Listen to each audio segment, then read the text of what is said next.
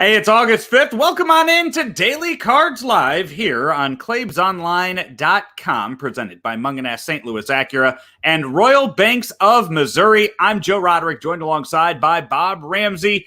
Rammer, I'm usually, we agree, we both have our own roles on this show, right? I'm usually the upbeat, positive, glass half full kind of guy, right?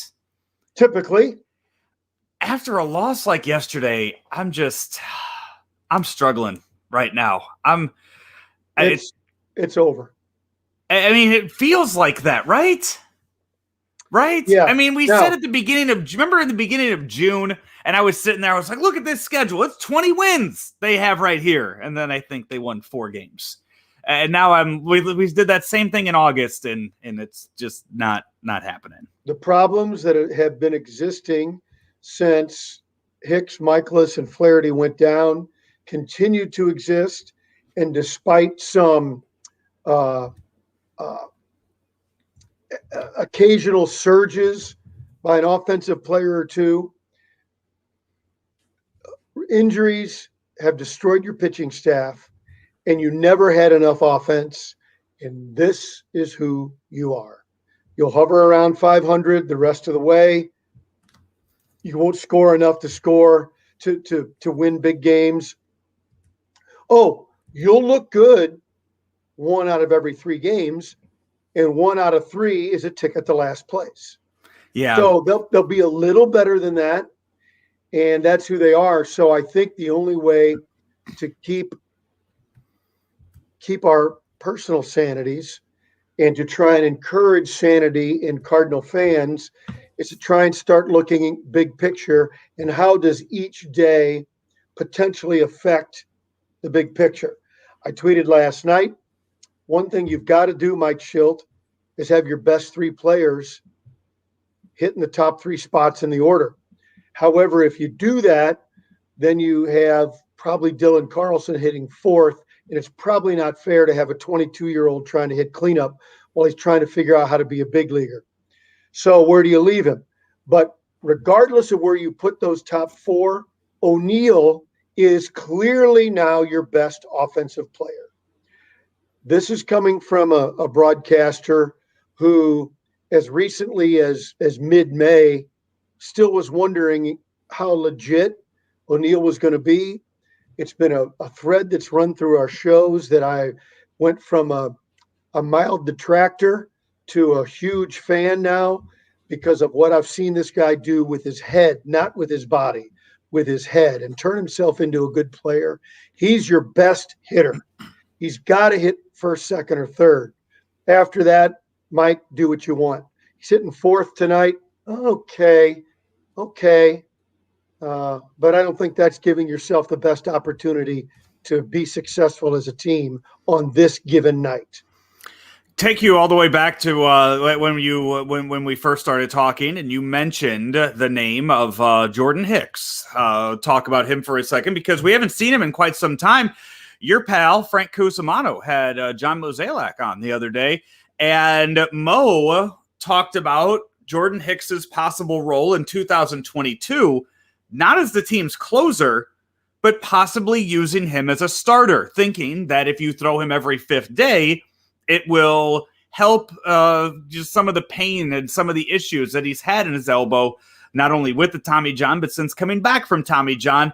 What are your thoughts on taking a closer, a relief pitcher, and putting him into the rotation for a reason like that? I don't get it. It doesn't mean it's wrong. Maybe it's a concept I have about which I need to learn. And so I'm not saying that to be a wise guy, but it is a concept that is sort of antithetical to me. I got to wrap my head around that one. The other thing is relative to the team. Well, if Reyes is going to be a starter and Hicks is going to be a starter, who's going to be the closer? You figure that out later. Yeah. I don't see that happening. But to get your best pitchers pitching the most, I think figure that out. And if you can do that, regardless of how anybody, you as a fan, write your own list. And then say, as a manager, how do I get these best 6 or 7 or 8 guys? How do I get my best weapons pitching the most innings or most important innings? And I think that's how you have to construct your staff. Here's your 2022 closer, Rammer, Adam Wainwright, coming back for another season. You put him in the bullpen, you let him close out the whole year. His final year as a Cardinal, he just shuts him down in the 9th. Yeah, I don't think so. And he's standing on the mound in the Game 7 of the World Series in 2022, getting that final out the same way that he did back in 2006. Yeah, I don't think so. Good try. If he's getting the final out in the World Series, it's because he pitched a complete game. That's far more likely. We do have a lineup for you tonight, as you mentioned already. Tyler O'Neill batting cleanup. It's Carlson, Goldschmidt, Arenado, O'Neill, Carpenter, Bader, DeYoung, Kisner, and Wade LeBlanc. Also in the news today with Adam Kisner catching in place of Yadier Molina. Derek Gould also reported that the plan is to start engaging in contract negotiations for Yadier Molina for the 2022 season, bringing him back yet again, and then handing things off to Ivan Herrera in 2023. So finally, for the first time in 2 decades, we have a plan in place for who the next catcher of the Cardinals might be. You know, it's interesting, and it in some ways is too bad for these guys, but it was going to be Carson Kelly, then it was going to be Kisner, now it's going to be Herrera. Would you say it's not possible for him to pitch another or catch another year beyond that? The other thing is, if he did, would you do it could you conceive of it like when Yadi came in and Matheny was still there? I think that's an easier transition than to let him go. Now Herrera comes up. It's all yours, big boy. Sure would be nice to have a transition year. Yeah, that doesn't mean, everything's got to be perfect that way for it to work, but I would be most comfortable with a transition year.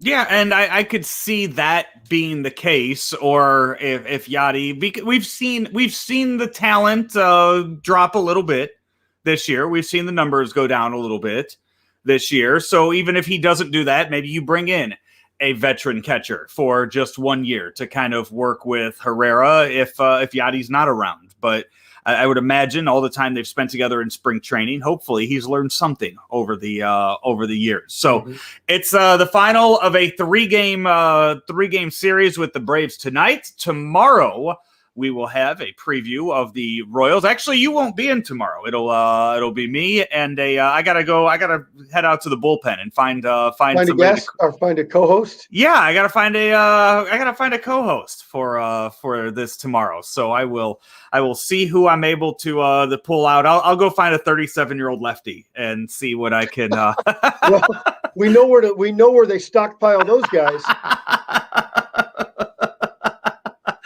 So we talk to you again on Monday, right, Rammer?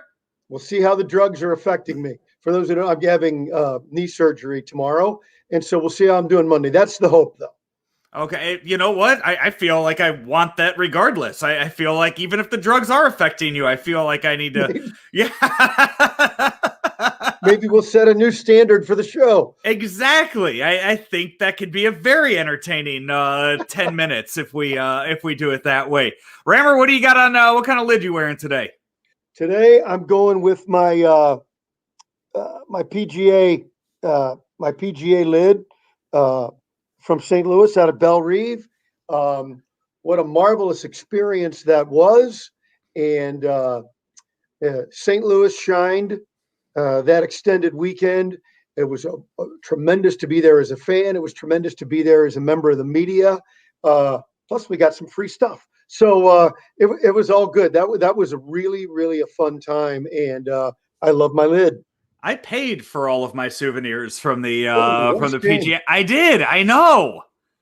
I don't remember why. I didn't get credentialed for that. But hey, this hat though from an event that I was credentialed at. This is my Design Air heating and cooling hat that nice. the folks at Design Air gave me as they sponsored Question of the Day at spring training a few years ago. And I was working with the morning after on 590, and I had to take the microphone and I had to walk up to Cardinal players and ask them ridiculous questions each and every day while wearing this hat from Design Air. So yeah, I remember that segment, and that is a way to jump into the fire for a young broadcaster. Well done. This was 2 years ago. I wasn't a young broadcaster then. Yeah, you're not that young. That's right. When I was doing it as a young broadcaster, we had a 100-foot cord that we were tripping players with. That was not good. Yes, equipment has evolved, and we've gone to wireless now. So. And you and I are able to sit here and do this from our home, and we are able to do it thanks to our sponsors such as Mungenast, St. Louis Acura, and Royal Banks of Missouri. So Royal Banks, of course, always there to help you achieve your financial goals. And, you know, when we're talking about that, maybe you're just looking for a new checking account that helps pay for itself. Maybe you're going all in and you're looking for a new mortgage, or somewhere in between, maybe a home equity credit line where all the work you've put into your home over the years finally comes back and pays off for you. A home equity credit line from Royal Banks is really a tremendous way to get involved with the terrific bankers at Royal Banks. Royal Banks, where better service means better banking. Member FDIC, and equal housing lender. He's Bob Ramsey. I'm Joe Roderick. You have been watching another edition of Daily Cards Live here on ClaibsOnline.com, presented by Royal Banks of Missouri and Mungenast St. Louis Acura. Rammer, good luck to you tomorrow. Thanks. We will check in with you on Monday. Everyone else, we will see you tomorrow. St. Louis Acura is excited to announce the opening of our newly remodeled service lounge. We sell pre-owned vehicles of all makes and models and take pride in servicing what we sell. We offer free pickup and delivery service and a complimentary car wash and vacuum with every service. We also have a full-service reconditioning shop on site that can repair dents, bumpers, and wheels. As the nation's only 29-time Acura Precision Team winner for customer satisfaction, we work every day to make St. Louis Acura better than ever for you.